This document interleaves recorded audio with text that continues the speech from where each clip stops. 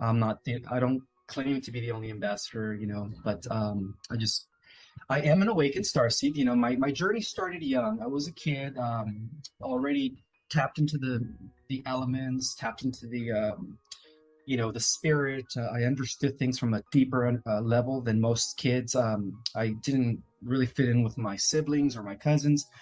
Yeah, I kind of turned out to be the black sheep in the family, and a lot of us can relate to that, right? We're always you know, the the unique person that always stands out, but yet is always being suppressed. But overall, I didn't start fully understanding my purpose and mission until I started practicing Kriya Kundalini Yoga at the age of 20. And as a result of activating my chakras, after suppressing my intuition and my inner knowing for many, many years, due to my religious upbringing, I was able to remember my mission. And I knew that there was many, many millions of others out there like me.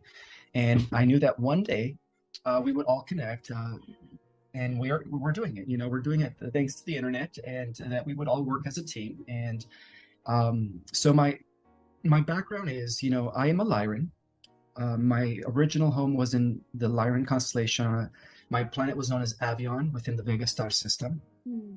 Unfortunately, during the first Lyran Wars, during the first galactic wars with the Draco, my planet was blown. And so, as many of our homes were lost in this galactic fiasco, and as I started getting memories due to my meditation, I started also doing the research to investigate to see if there was any substance to all of these downloads that I was getting. And lo and behold, Lily, I discovered that within the advanced, I guess highly classified level of information, there was validation and proof that that we weren't alone. That in fact, many extraterrestrial races have actually been working with our government from behind the scenes. That's why we have two aspects of government. Right? We have the open government, the official, and then we have the shadow government. And so I came to unravel all kinds of mysteries about like what's really going on. I was able to trace this war between good and evil, between the white hats and the dark hats off world. Uh, a war that's been going on for millions of years between what I call in my book the galactic humanoids, and then of course the Draco Right Empire. And so to me that was just mind blowing. I was about 25 when I discovered that. I'm 44 now, so I mean I was in a time where people were barely understanding about the cabal and the secret societies and 9/11 and all that stuff. So I kept it to myself. I knew the majority of humans weren't ready for this information, but I, however, did know that the star seeds understood this information. So I was very very particular into who I shared my information with. And so that's why, I wrote Our Cosmic Origin.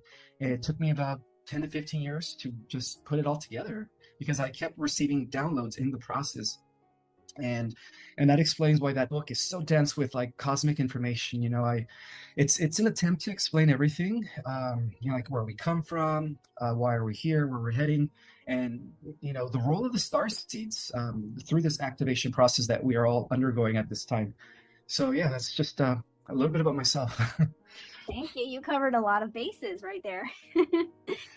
Yeah, I was gonna ask like how your starseed awakening started. You mentioned the chakras first and foremost. So working with those allowed you to be able to receive more of this information, right? Because that's something that I really teach is and something that the ETs. So UFOs began visiting me once I began to be able to communication began. That's the first thing that they told me was your heart chakra needs some work, and I was like, "What? ETs are telling me to work on my heart chakra?" And it took me down a spiritual journey. And yeah, that's something that I teach a lot is working with the chakras because that's really seems to be like a big key to everything is the heart. So you started working with those and then you were able to begin receiving all of these downloads. Correct. Yes. Okay. At first, I'm going to be honest, I thought I was going crazy because I was thinking to myself, Relatable. I just, I couldn't relate it to anything, especially everything that we've been taught in this world. It was just so contradictory. Because we were taught that according to the religious indoctrination, that we've only been here for 6,000 years. And then according to the Darwinian theory of evolution, that we came from apes through this, process of like accidental evolution with no intelligent design. It was all by happenstance, and to me, just that didn't really make sense. So that's what's sparked my interest in really just researching. And so yeah, I became an artist. How can I say it? I became addicted to knowledge, and that's what led to the discovery of all that information that I've been talking about. So it was hard at first. It was hard at first because I couldn't really share this with anyone. But the moment I came into the scene about 2 years ago, when I first got my Instagram, I started talking about this stuff, and I didn't realize that it was going to go viral and people were going to resonate with it. And I said, "Oh wow, I'm actually connecting with my star tribe that's all down here at this time, spread throughout the world." And that's how it all began for me. I was kind of just keeping to myself prior to 2 years ago. I didn't believe in social media. I was a nonconformist, like most of us are at first, right? We rebel against the status quo. We're anti-establishment for many of us. I was a rebel as a youth. I played in a punk band, preaching anarchy and freedom and all that stuff. But we grow out of that, right? Yeah. and so, but yeah, that's a little bit about how it all unraveled for me. Yeah, that's awesome. I was very punk too. A lot of dark clothing. Nice. Yeah, that I feel like what you said, starseeds, you often grow up feeling like an outcast or just feeling different, and you can often feel all of these other things. So even like crowded spaces can be just super bombarding. And a lot of people that I'm talking to, new and ones who have been experiencing this for a while, feel the same, and it can be hard. I was gonna also ask about a dark night of the soul because so I do reading sessions and starseed coaching and consulting, and I have a lot of people that are just having like straight up not a good time right now. It's difficult, and for me, right before my awakening, right before the UFOs started visiting me, I was having a really, really rough time. Like my life was just flipped upside down. And then I saw in a bio about you that you had a dark night of the soul. So do you feel like dark night of the soul is like a very important key piece to awakening? I feel like it's just a natural process. Absolutely. I mean, most of us actually become awakened through trauma, through experiencing just dark moments in life, whether it's through emotional, mental, physical pain. Sometimes those are triggers to our, we have to snap out of it because we are in some sort of, advanced video game program where our memories of who we were before we came in were like, I guess, blank slated, where the veil set in. And so, Dark Night of the Soul is as essential as when we are in our high state of vibration and co-creating and living, in alignment with our higher self. How else can we appreciate those high moments if we don't have anything to compare it to? So I still go through that. I'm not perfect. I'm still in this human form. And it's normal. There's days where I feel like I want to go into a depression, but I choose not to. And then there's days where I feel like I'm on top of the world and I can do anything, and then everything in between. So it's normal. These are cycles. These are natural cycles that we all go through in order to actually continue, growing. Because every time we fall into a low frequency, or dark night of the soul, we actually bounce back up even higher. That's the way I see it, and that's how we increase our power. You know, because we're all growing. We're growing through contrast. We're growing through opposition, and a lot of it boils down to just being aware of who you are, and not really allowing yourself to be consumed in these low negative energies for a while. Otherwise, it takes you over. So that's the battle there. That's the battle that we're all undergoing. It's the greatest battle ever, which is the ego. We're all constantly trying to tame the ego. And I think that having an ego is a huge part of having this dark night of the soul, because without the ego, there is no way of how can I say it, of feeling like we're separated. Like when we are in our ego, we tend to be separated from everything else. When we're not in our ego, we see our connection to everything. So it's all part of the cycle. We're all one. Yeah. And with the energies going on right now also. So we're basically like Earth is going through like a huge dark night of the soul. um, everything has to get, from my perspective and from my understanding, everything has to get basically so bad that it shocks people awake. It's going to continue until, um, everybody can wake up. So it's natural, even though like it looks really bad. I feel like it's a part of the plan and a part of the process. Um, and with the energies going on right now, so I know that some people asked me about a solar flash. I was wondering if you could speak a little bit about like the solar energies or the energy hitting Earth right now, because it has been very intense, especially since the Lionsgate portal and with the full moon the other day. Just very, very intense. I've been so exhausted. Well, we are ending various cycles, not just a 2,160-year cycle, which is going from Pisces to Aquarius. We're also ending a fifth world, what's called a world age, which consists of 5,000 years. And then we're also ending five of those, which is a 25,960-year cycle, which has a lot to do with our solar system going around its central sun. So in a way, we're in the middle of shift. We're shifting ages, and so a solar flash is a phenomenon that has actually occurred 5,500 times before in the history of our world, where when our solar system is in alignment within this photon field of energy, there is like ages of light and glory where everyone is one. There is no evil; it's just pure harmony and balance. And then as our solar system leaves this energetic field called the photon band, and we go back into a cycle of darkness, but because we've already completed 5,500 cycles of that, now it's different. Now the Earth is going to just be on a steady ascension journey, where it's just going to keep going beyond the fifth dimension as we all reconnect back to Prime Creator Source. The solar flash has also been predicted by all ancient cultures. They call it different names.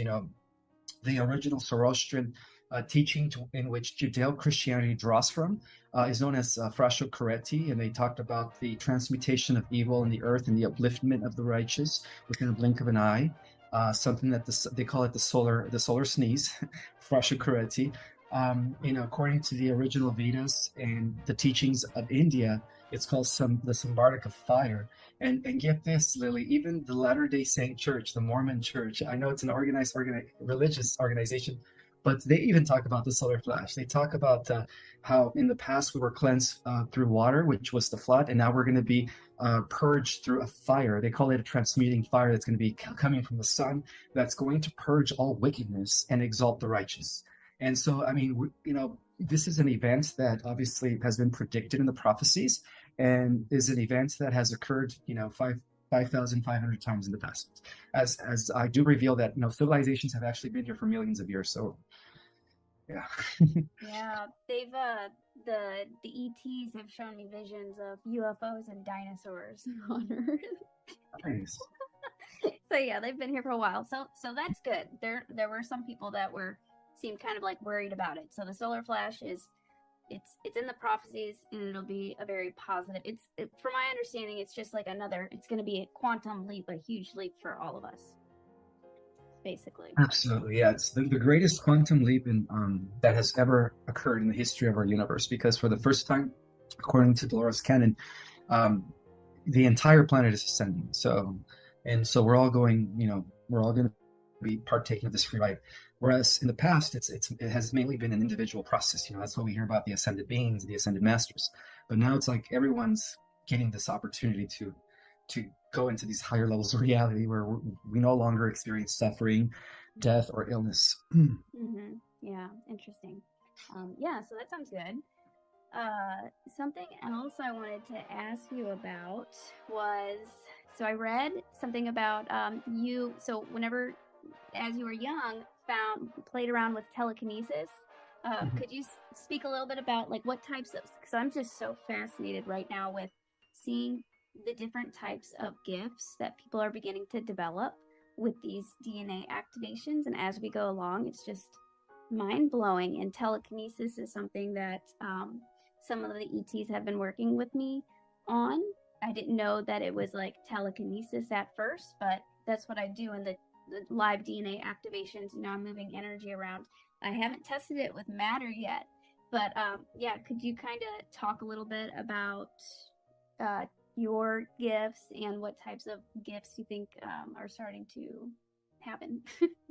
Yeah, so as a child, before my religious indoctrination, I was very in tune. I didn't see myself just as an individual. I saw myself as part of the wave, which is, the field of energy that is all around us. So because and my perception was there, I saw how every object, everything in existence was part of me, in a sense, was an extension of me. And by absolutely believing that as a 5-year-old, I was able to actually not teleport, teleport, not, sorry, move objects with my mind. Telekinesis. Telekinesis. Teleport is a different thing. That's another power we have that we're unlocking, by the way. Some of us are going to be teleporters in the fifth dimensional world. But, I started playing with telekinesis, and everything was fine until my grandmother walked in on me one day, and she thought it was demonic. She was very strict Catholic. And so she called the local priest, and then they came right away. They started throwing holy water and saying, "Identify yourself, demon." And I told them, "I'm not a demon. What are you guys talking about? I'm just a kid." And they're like, "Well, you have these witch powers, so it's not you. It's a demon inside you." I was like, "No, no, sir, you don't understand. There is no demon inside me." So, that's what caused me to actually suppress my inner knowing of things and my abilities. Because as a kid, I was still very connected to the elements. I used to communicate with animals via telepathy, and I was also able to pick up on people's thoughts. So those gifts are actually they're part of our inheritance. We don't have to learn how to use it. All we're doing is learning, Unlocking it. we're actually unlocking it, because and it's all about memory, because we've already had these gifts.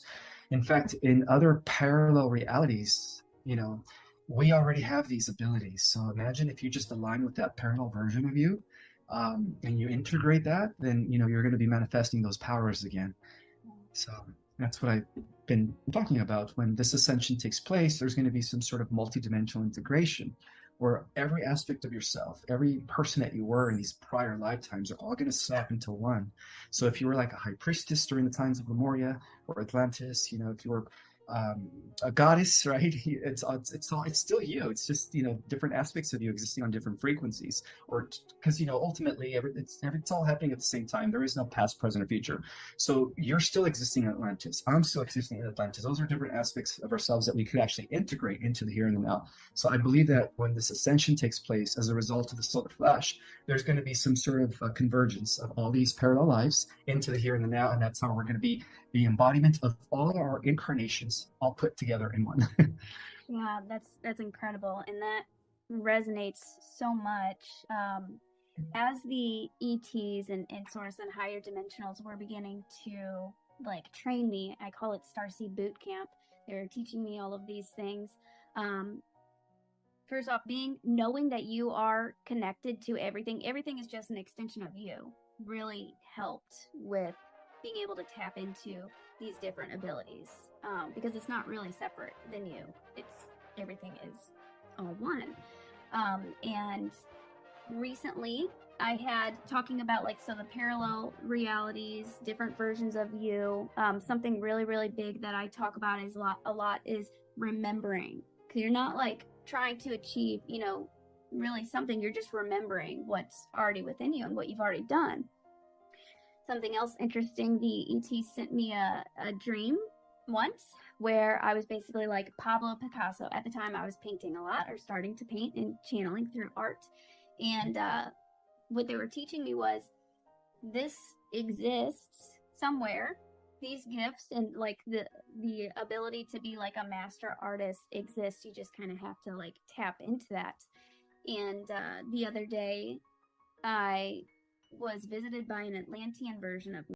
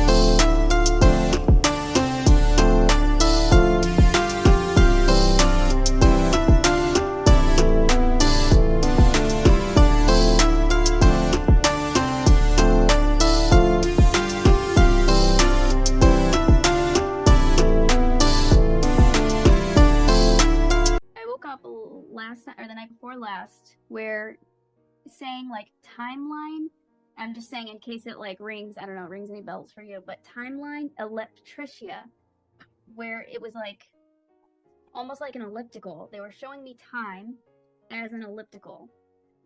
It I is. don't Yeah. know. Yeah, well, the way time works is that it's a cycle within cycles within cycles. So Mhm. we live in a spherical omniverse where as it is above, so it is below. So the way I see it is the omniverse is one giant cosmic torsion field that divides itself into aspects of itself, different aspects of itself, becoming the multiverse. So each universe within the omniverse is also a torsion field. And then within each universe, each galaxy is also a torsion field.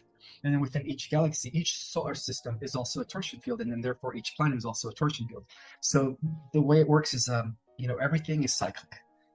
Because everything is energy vibrating on different levels of reality. So that's why everything's like a circle within a circle within a circle. And that's how living in this 15-dimensional time matrix, that's how we're able to measure time, from one point to the next, or where we're at in the grand scheme of things. Again, because we're also dealing with cosmic cycles. And from what I've discovered is that we're also ending a 900 billion year cosmic cycle, which has a lot to do with the outbreath of the one into the many. And now that process is reversing. It's all coming back together as one. Wow. Very, very interesting and mind blowing. um, so with the going back to the like the 5 parallel Earths, what do you think that would look like whenever they all merge? So would those Earths like would the so me and then my male Atlantean version, what do you think is going to like happen with all of those different versions? Just merge and then you gain all of these memories back and all of these different abilities? Absolutely. You're going to have every talent, every memory, every ability that you have in these other 4 parallel Earths, where you are actually immortal, where you are, like a demigoddess or a demigod. In this case, you were a male Atlantis. And that's true. Some of us, sometimes we incarnate in the opposite sex in order for our soul to gather experience, because ultimately we're not male and female. We're just energy, experiencing itself through the different frequencies of this energy matter that is vibrating on different levels of reality. And so when this conversion takes place, you're going to have the full power and scope of all your selves put together in one. So that's why I always say that we are going to be super powerful when our dormant DNA begins to activate, and it's already in process. We're just waiting for that final release from the sun to fully transform our bodies into these new vehicles that were designed for us. Yeah. So exciting. It's like I like to tell people we are literally superheroes. We are. I mean, only at 4% genetic material potential. There's a reason, Lily, why they don't want us to use 10% or even 15%, because even at the level of 10, 15%, we're able to move objects. We're able to, with our minds, we're like Jedis. We could read thoughts. We could remote view and go anywhere we want with our consciousness. We become non-local, just at 10 or 15%. Now imagine when we start using 30 or 40%. Yeah. We will be like gods. Yeah, gods and goddesses. Well, that's that's our original design. We were originally designed to become the new guardians, not only of the new Earth, but of the entire omniverse from this Earth. Mm-hmm. And that's why all the extraterrestrials covet our DNA, because we have the most advanced genetics, and we also have the God code or the God source gene that allows us to go into the realms of infinity or the motherverse. Wow, amazing. Yeah, DNA. So that's been since the UFOs started visiting me. That's been what they've been showing me and telling me the whole time. DNA before I even knew anything. So that's what I focus heavily on, and it's just amazing. So you mentioned something about the waiting for that last solar flash. Do you have like a guess on like timing, or what to expect or what we can expect going forward? Well, what we can expect is like you said earlier, things are probably going to get worse before they climax to the point where it eventually collapses and something new begins or something new replaces it. And so we're almost there, and I think that the solar flash is going to be the final tilt that's gonna completely disintegrate the current paradigm, or what we call third dimensional world, and then usher in fourth and fifth dimensional reality for everyone to be. Mm-hmm. So it's in process, and that explains why the CMEs are constantly increasing every day, especially more so within the Lions Gate and the full moon that occurred. I mean, I think this is the final Lions Gate before the ascension takes place. Wow. So yeah. Super exciting. Buckle up, guys. Oh, you muted yourself. Oh yes, I'm sorry about that. I just have You're some fine. distractions in the background. Oh no, okay, you're good. I thought it was on accident. And so the 5D Earth, somebody wanted me to ask you about like what does living in the 5D right now look like for say a mother with kids and all of just a lot going on, like how do you kind of keep yourself centered or living in 5D? What would that look like? Or do you have any Well, tips? yeah, start. We could start already living in the 5D with our consciousness. Just because our body isn't there, it doesn't mean that we can't already begin to anchor in the 5D reality. And how do we anchor in the 5D reality? Is through our compassion, through our understanding of things, by seeing the sacredness in everything, by seeing every single person as Christ, as God. And when you start adapting that philosophy of unity consciousness, you're already living in five-dimensional world. And so when the shift takes place, it's just gonna it's all it's gonna do is just translate your physical form into something greater. So through our consciousness, we could already be integrating the five-dimensional earth because the grid is already in place. Some are already there. Some that are very spiritually advanced, they're all already living in the fifth dimensional earth. In other words, the third dimensional Earth does not affect them anymore because they're already vibing at such a high frequency where the lower frequencies are just like it's almost like two different radio stations. You know what I mean? Yeah, So yeah. we can already start living it through our minds, through our philosophies, through our way of life, how we conduct ourselves, how we think, how we feel.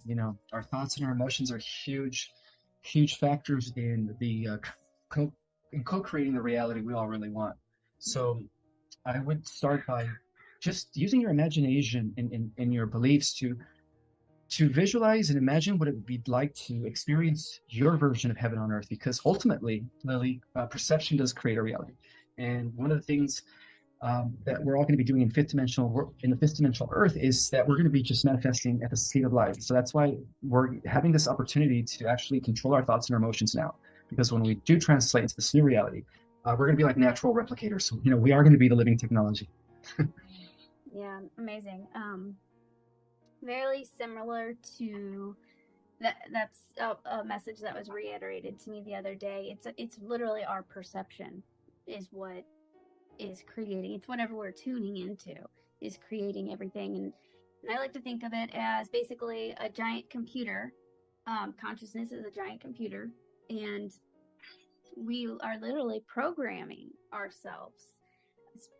So that's where you can start, is by even like affirmations, mantras, just making a decision, what you're going to tune into and how you're going to feel, and just begin kind of programming yourself. um, and also through the heart. The heart is the key. That's a big thing that they reiterate to me a lot. Focusing on that frequency of love will just begin to bring everything else to you. And that is the key, actually. More over everything, the heart. Yeah, The heart is our key to fifth dimensional reality and above. awesome. Yeah, definitely. Um, so one other thing that I wanted to mention was star seed symptoms. We already kind of talked about that a little bit, but so I had watched bits of an interview that you did, and you mentioned star seed symptoms. You mentioned even a seizure. And just a quick story. Back in May, it was after I got back from an SSP conference. The next day, I ended up having a just spontaneous. I was also very, very exhausted. There were a lot of downloads and a lot of things happening, but I ended up having a grand mal seizure, getting a concussion. And after that, yeah, it was very intense, very scary. After that, though, I knew that it was marking a new chapter for me, and there was something bigger I don't know if my brain just kind of like jolted out, a lot of energy, but also the concussion I knew was kind of breaking loose some of my memories and some of my abilities. And shortly after, that's when the live DNA activations that I do started becoming very, very strong, where people are feeling physical sensations, um, and learned about the telekinesis. So I believe I kind of knocked some of those abilities loose. That's a very extreme. Um, Not telling everybody to go get a concussion or have a seizure, but that just blew my mind that you even mentioned a seizure as being like an extreme starseed symptom. Um, yeah, do you have any comments on that, or do you want to share any other types of starseed symptoms? Because people are feeling a lot of things right now. Yeah, I actually had a few people message me in the last month or two about how they've experienced seizures due to some sort of a trigger or something, a major download that they received. And what that is it's basically your body. When you get a download, you're getting information. Light is information. So when you're getting a huge activation, sometimes your physical mortal body can't handle all that gamma ray. So what it does, it goes into a seizure mode. But what it's doing is it's actually absorbing. You're assimilating new knowledge, new understanding, or really you're just re-remembering things. And Yeah. that's what that gamma ray frequency does. It's so powerful that in some cases it will knock people out in a sense where people will have seizures, because the body can't handle such high frequency vibrations while still, being in this carbon-based form. And that's why it's important to understand that when the solar flash takes place, we're going to be transformed from a carbon-based structure DNA to a crystalline, and in that structure, the crystalline structure will be able to harness all this higher frequencies that the carbon-based structure cannot. And so that's why people experience stuff like that, because they're still in their carbon-based DNA or Mm-hmm. bodies. Yeah, very interesting, very extreme. Hopefully, no, not many other people have to go through that. But yeah, I'm feeling the physical sensations, especially recently, are just, our bodies changing so much. Getting plenty of rest, drinking plenty of water, and even like for me, I've been doing a lot of readings and doing the live DNA activations, and even like I had to take a 2 hour nap afterwards because it can be so exhausting. Um, so yeah, and do you have any other kind of like starseed symptoms that you're seeing a lot, or people, or anything else that people are kind of like telling you a lot, asking you about a lot lately? Well, a lot of people are actually having personal encounters with their star family. They're starting to see UFOs right above their house. Some people are starting to have dreams that they're in a ship, and that means that you're actually aligning with your galactic self, because not only are we down here, we're multidimensional beings, Lily. So not only are we existing down here on the Earth as boots on the ground, but our galactic self still operating from motherships. We're still up there. There's an aspect of ourselves that's still seeing the Earth from a different perspective, from a higher dimension. And so a lot of that is occurring right now among the starseeds. Also, physical symptoms are like back pain, lower back pain, because the Kundalini energy is going up your spine. um, headaches because your pineal gland and your pituitary gland are starting to open again. And it just aches and pains throughout your body, because your body is mutating at the cellular level. We are all mutating at this time. So you know it's not so much about reaching the destination, but also enjoying our transformation from, like, you know worms to beautiful butterflies, because right now we're in the cocoon state. I guess Yeah. that's the analogy I want to share. So yeah, the symptoms vary, but it's not just physical symptoms. Sometimes they're mental and emotional symptoms. Sometimes we have emotional blockages that we still need to work with, to clear. And that explains why some of us fall into that cycle where we go from this high vibrational state of being to, like, we drop and then we feel kind of like we're in that dark night of soul. Right. I think the more we clear our emotional body, the easier it's going to be for us to assimilate the new energies. Right. And healing was something that was so big. I literally spent months, after whenever I began seeing the UFOs and the ETs, and they would show themselves to me, well, through like physical UFOs, but also through visions is how I began seeing them and communicating with them, and telepathy. And that was something so big, was healing, even stuff from not even just this life, childhood. I'm sure we have a lot of trauma, most of us.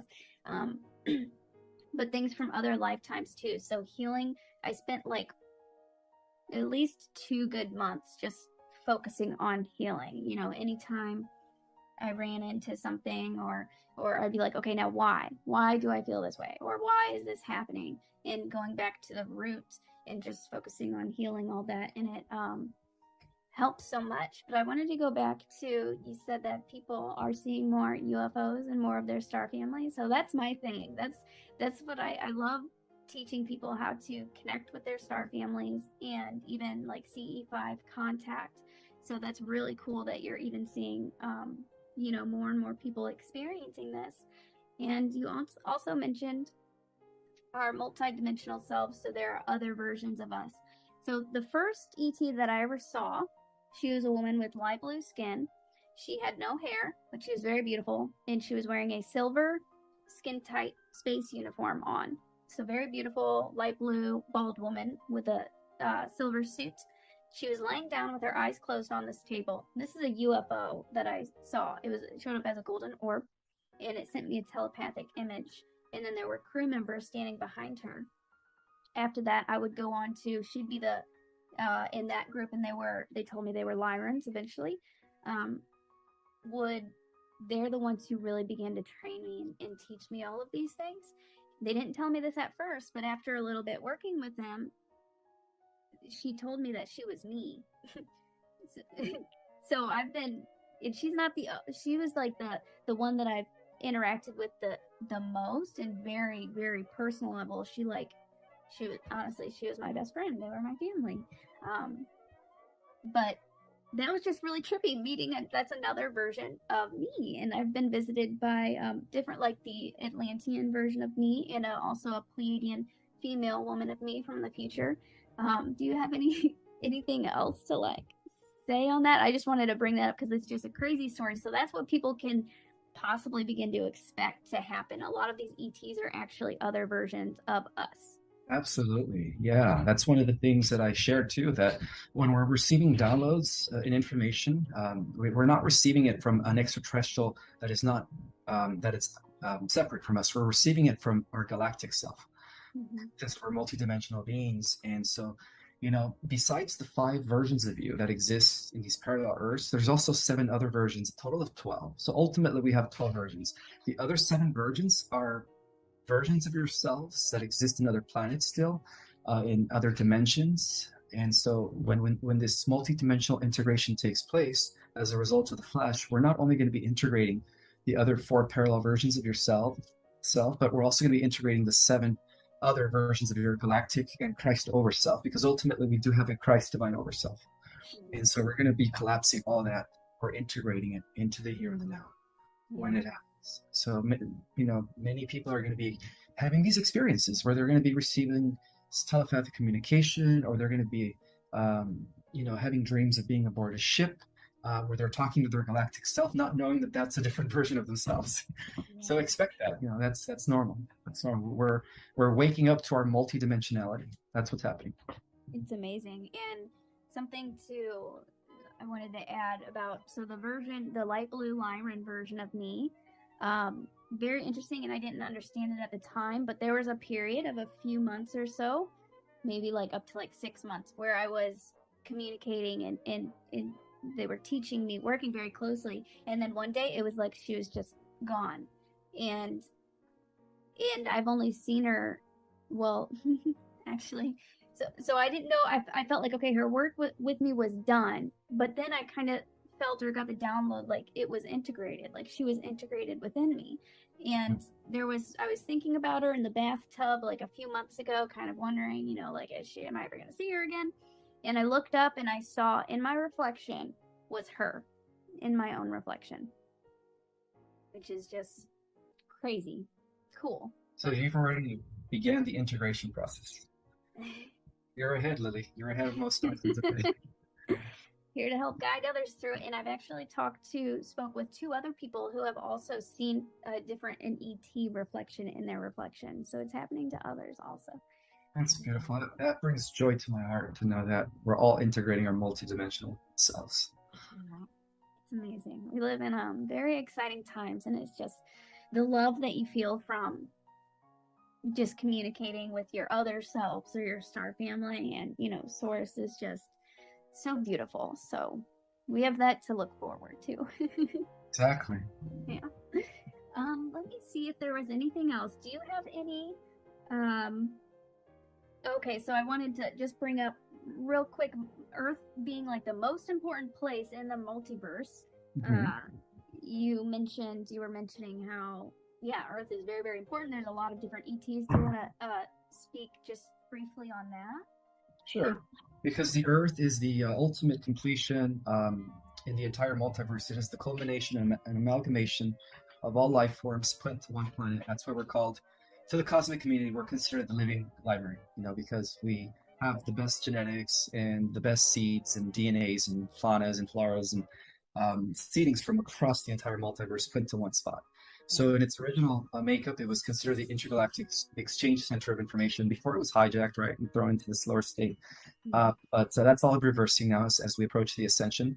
So the Earth is pretty much, because it is the most important planet.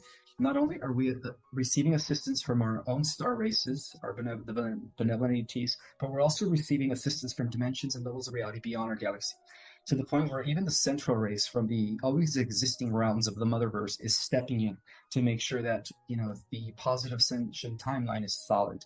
And even this, get this, Lily, even versions and councils, spiritual councils from parallel Earths are also coming into our Earth to make sure that they secure the positive ascending timeline, because they know that what happens here is going to have repercussions throughout all the parallel Earths, and everything in the future and in the past all at the same time.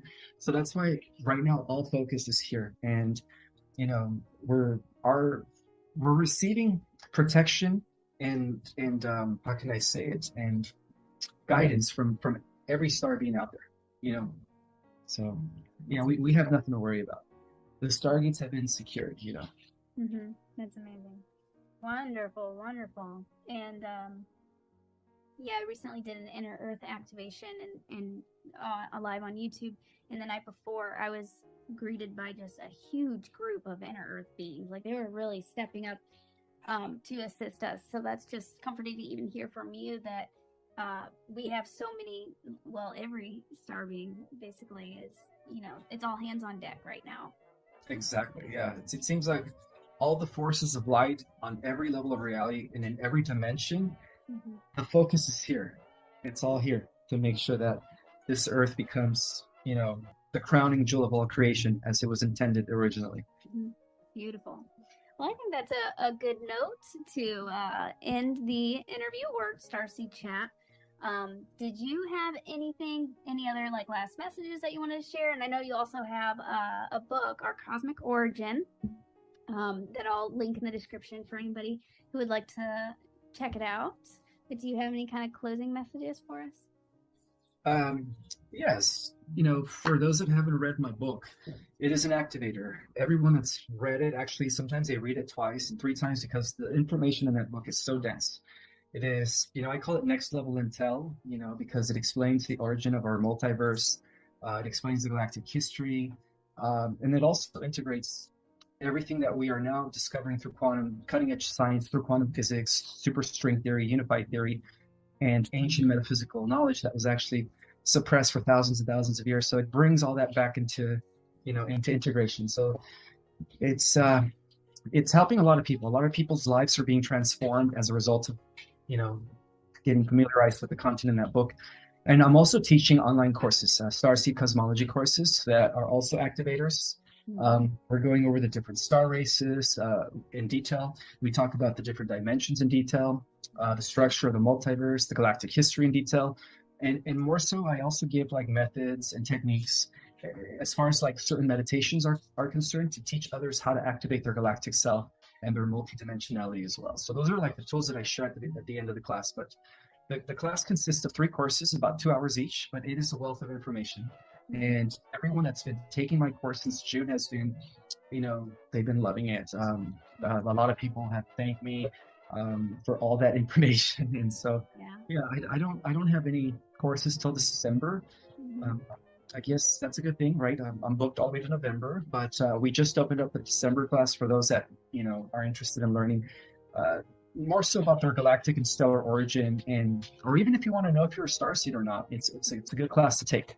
Yeah, So beautiful. I do that as well. Beautiful. Yeah, we need all of those tools right now. There's a lot of people that are just super new. They don't even know if they're a starseed. But if you're drawn to this, you're definitely a starseed. Absolutely. Yeah. Well, thank you so much for, doing this interview with me, and it was wonderful meeting you. Likewise, Lily. Thank you for having me here. Take care. Bye.